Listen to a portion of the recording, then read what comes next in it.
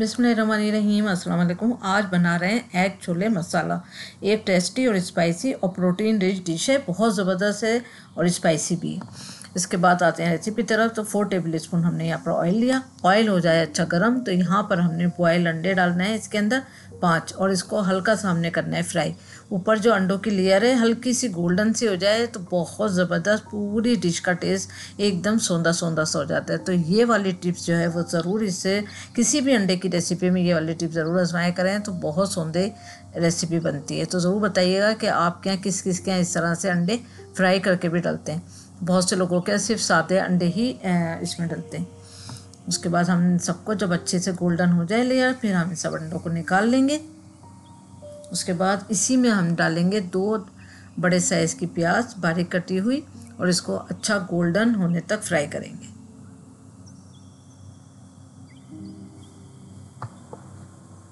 देखें golden colour आ चुका है। अब इसी में डाल देंगे हम लहसुन अदरक का पेस्ट।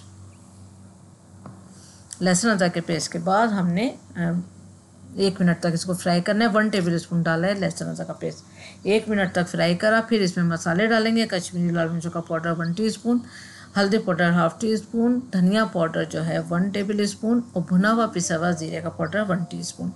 1 मिनट तक इसकी भी यहाँ पर हमने भुनाई करी ताकि मसाले जो हैं अच्छी तरह भुन जाए। उसके बाद टमाटर डाल दिए। 3 मीडियम साइज़ के हमने टमाटर लिए थे, इसको बारीक चॉप कर लिया है। अगर आप चाहें तो कद्दूकश भी कर सकते हैं, पेस्ट नहीं बनाइएगा। अच्छे से इन सबको हम कर लेते हैं मिक्स। उसके बाद नमक डाल दें 1 टीस्पून। नमक मैंने हल्का सा चुटकी छोलों को बॉईल करते हुए भी डाला था।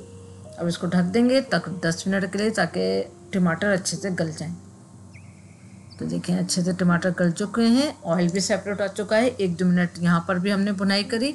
उसके बाद जो हमने छोले डाल दिए हैं 2 कप बॉयल हुए हुए, ये रात भर के भीगे हुए थे।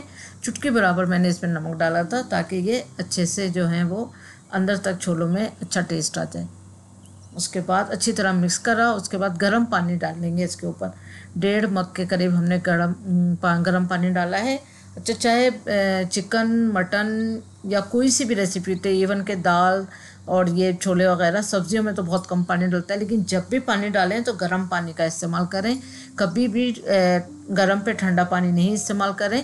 इस तरह से गर्म पानी डालेंगे तो आप बिल्कुल अच्छी डिश बनती है, मज़ेदार सी भी, और प्रोटीन इसके ज़ाया नहीं होते।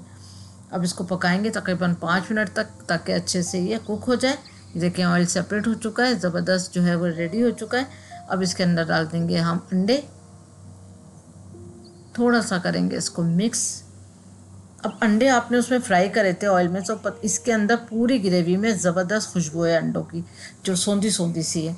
उसके बाद फिर हम इसमें डाल देंगे हरा धनिया बारीक कटा, और हरी मिर्चें डाल देंगे इसमें 2 साबुत मोटी वाली।